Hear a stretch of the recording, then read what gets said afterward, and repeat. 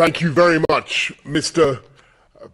President Volodymyr Zelensky. President Zelensky, Mr. Chairman, members of the Verkhovna Rada. It is a big honor for me to address you at this crucial moment in history, and I salute the courage with which you are meeting today, the way you have continued to meet in spite of the barbaric onslaught on your freedoms.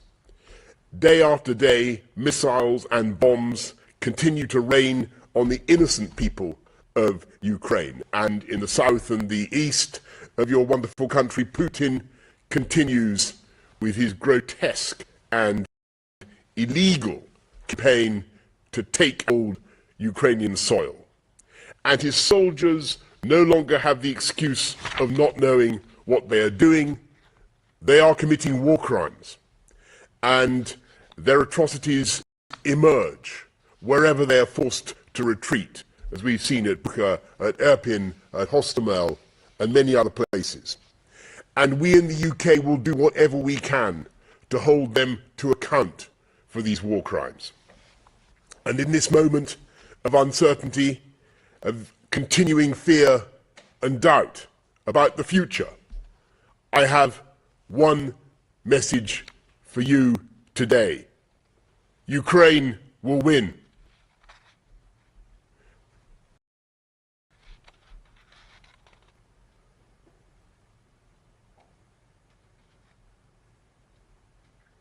Ukraine will be free.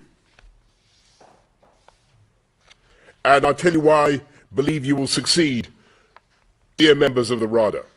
When they came to me last year and they said that there was now overwhelming evidence that Putin was planning an invasion, and we could see his battalion tactical groups, well over 100 of them, gathering on the border, I remember a sense of horror, but also of puzzlement, because I'd been to Kiev on previous visits, and I think I'd met some of you, and I'd stood in the Maidan, and I'd seen the tributes to those who had given their lives to protect Ukraine against Russian aggression. And I've wandered the lovely streets of your capital, and I've seen enough about Ukrainian freedom to know that the Kremlin was making a fundamental miscalculation, a terrible mistake. And I told everybody I knew, anybody who would listen, that Ukraine would fight and Ukraine would be right. And yet there were some who believed the Kremlin propaganda that Russian armor would be like an irresistible force going like a knife through butter and Kiev would fall in days. Do you remember they said that? And people rang Volodymyr and they offered him safe passage out of the country. And he said, no thanks. And they said that this Rada of yours would have to be reformed outside Ukraine, maybe even in Poland or in London perhaps. And I refused to believe it. And today you have proved them completely wrong. Every one of those military experts who said that Ukraine would fall. And your farmers kidnapped Russian tanks with their tractors. Your pensioners stood up in the road and told Russian soldiers to hop it, as we say. Well, they may have used more colorful language than that. And even in the parts of Ukraine that were temporarily captured, your populations, your indomitable populations, turned out to protest day after day.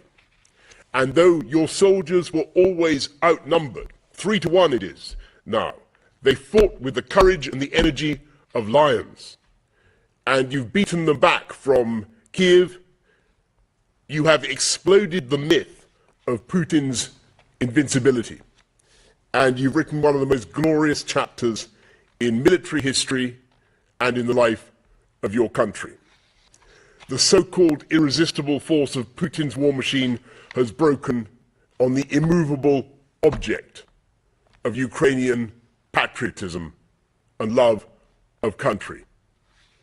This is Ukraine's finest hour that will be remembered and recounted for generations to come. Your children and your grandchildren will say that Ukrainians taught the world that the brute force of an aggressor counts for nothing against the moral force of a people determined to be free. They will say that Ukrainians proved by their tenacity and sacrifice that guns and tanks cannot suppress a nation fighting for its independence. And that is why I believe and I know that Ukraine will win. You've proved the old saying. It's not the size of the dog in the fight, it's the size of the fight in the dog. And, which is an old English saying, I don't know how well that translates into Ukrainian, but you get what I'm trying to say. And as you turned the Russian army back from the gates of Kiev, you not only accomplished one of the greatest feats of arms of the 20th century, 21st century, you achieved something deeper and perhaps equally significant. You exposed the historic folly that Putin has made. When a leader rules by fear, and when he rigs his elections, and when he jails his critics, and he refuses to have a free media, and he listens just to sycophants, and when there's no limits on his power, that is when he makes catastrophic mistakes. And it's precisely because we understand this danger in Britain and in Ukraine, and precisely because we are democracies, and that we have a free media, the rule of law, free elections, robust parliaments, such as your own, we know that these are the best protections against the perils of arbitrary power. And when an autocrat deliberately destroys those institutions, he might look as though he's strong, and some people might even believe it, but he's sowing the seeds of catastrophe for himself and for his country, because there will be nothing to prevent him committing another terrible mistake.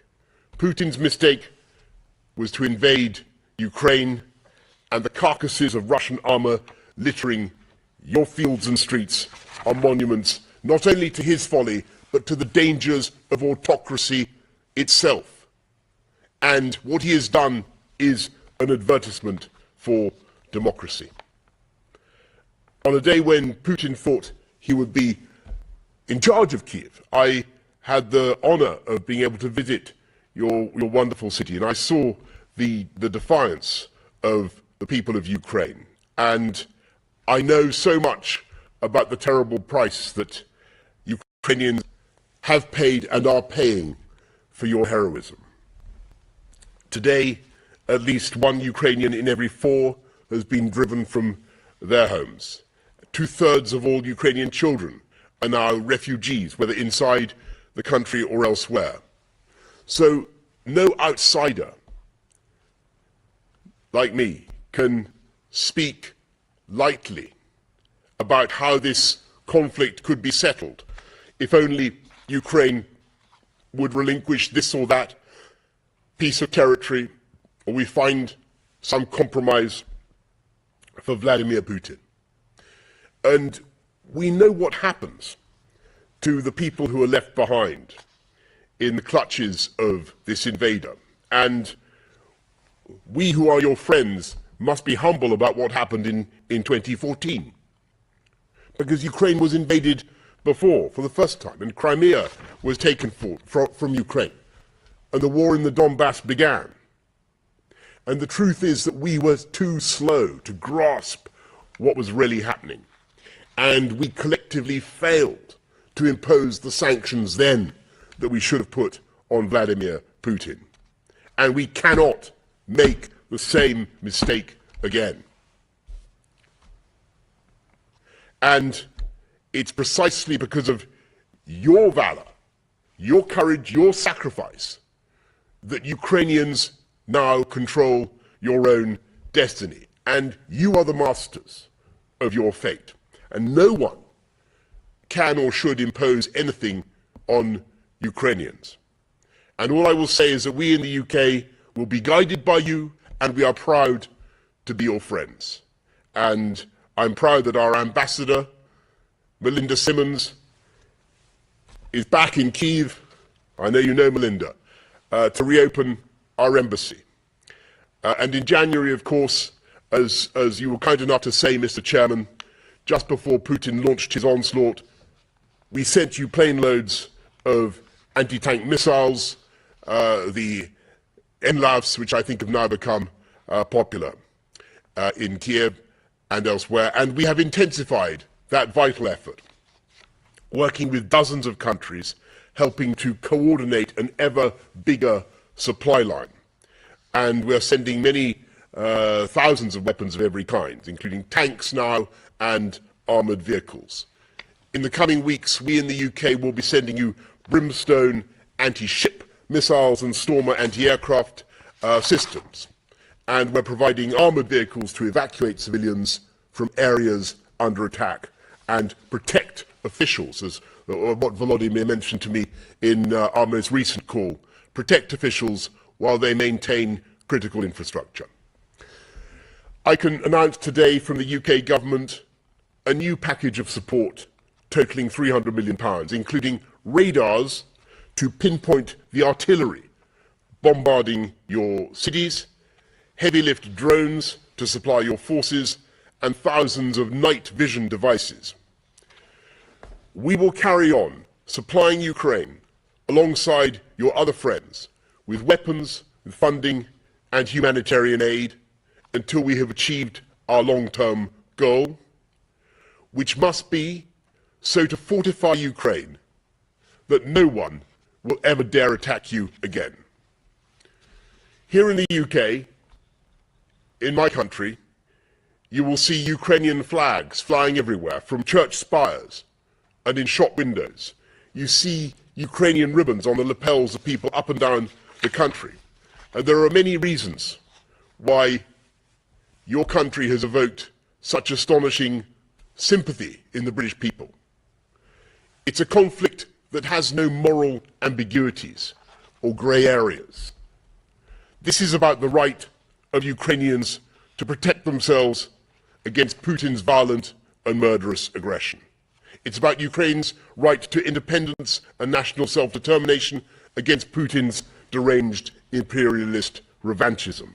It's about Ukrainian democracy against Putin's tyranny. It's about freedom versus oppression. It's about right versus wrong. It's about good versus evil.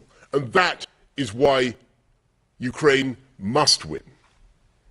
And when we look at the heroism of the Ukrainian people and the bravery of your leader, Volodymyr Zelensky, we know that Ukraine will win. We in the UK will do everything we can to restore a free, sovereign and independent Ukraine. Thank you all very much for listening to me today, and Slava Ukraini.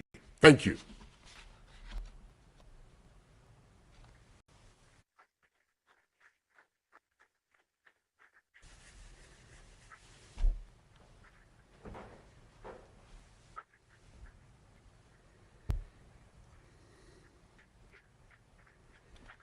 Thanks, everybody. Good luck. We're with you.